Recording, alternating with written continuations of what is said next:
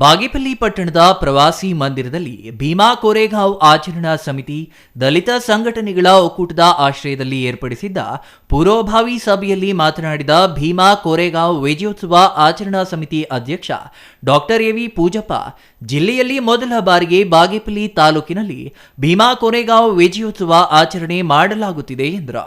ಅಸ್ಪೃಶ್ಯರಿಗೆ ಅಕ್ಷರದ ಹಕ್ಕಿಗಾಗಿ ಭೀಮಾ ಕೋರೆಗಾಂವ್ ಯುದ್ಧದಲ್ಲಿ ಪೇಶ್ವೆಗಳನ್ನ ಸೋಲಿಸಿ ನಿರ್ನಾಮ ಮಾಡಿದ ಘಟನೆ ಬಗ್ಗೆ ತಿಳಿಸುವುದೇ ಇದರ ಮೂಲ ಉದ್ದೇಶವಾಗಿದೆ.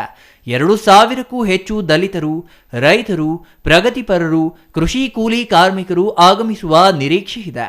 ಇನ್ನು ಈ ಕಾರ್ಯಕ್ರಮಕ್ಕೆ ಶಾಸಕ ಎಸ್ಎನ್ ಸುಬ್ಬಾರೆಡ್ಡಿ, ಜಾನಪದ ಕ್ರಾಂತಿಕಾರಿ ಕಲಾವಿದ ಪೇಟಿಎಂ ಶಿವಪ್ರಸಾದ್, ಪ್ರಜಾ ಗಾಯಕ ಮುನಿರೆಡ್ಡಿ, ಚಿಕ್ಕಬಳ್ಳಾಪುರ ಕಲಾ ತಂಡದ ಆನಂದ್, ಕೇಶವ ಆಗಮಿಸಲಿದ್ದಾರೆ ಎಂದರು. ಈ ಹಿನ್ನೆಲೆಯಲ್ಲಿ 2025 ಜನವರಿ 2ರಂದು ತಾಲೂಕು ಪಂಚಾಯಿತಿ ಮುಂಭಾಗದಲ್ಲಿ ನಡೆಯುವ ಭೀಮಾ ಕೋರೆಗಾಂವ್ ವಿಜಯೋತ್ಸವಕ್ಕೆ ಸಹಸ್ರ ಸಂಖ್ಯೆಯಲ್ಲಿ ಭಾಗವಹಿಸಿ ಯಶಸ್ವಿಗೊಳಿಸಬೇಕು ಎಂದು ಮನವಿ ಮಾಡಿದ್ದಾರೆ.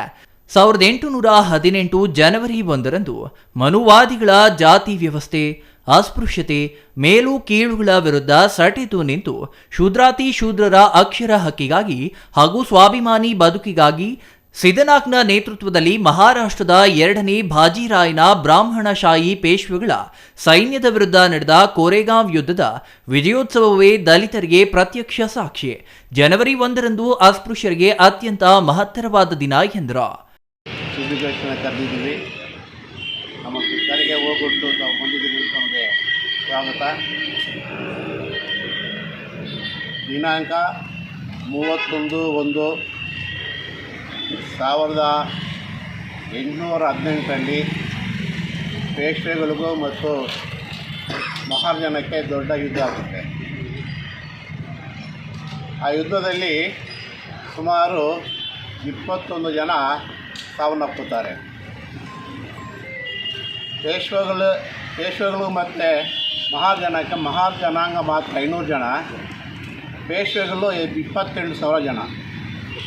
ಬರೀ 500 ಜನ ಮಾತ್ರ 28,000 ಜನಕ್ಕೆ ಸೋಲಿಸ್ತಾರೆ.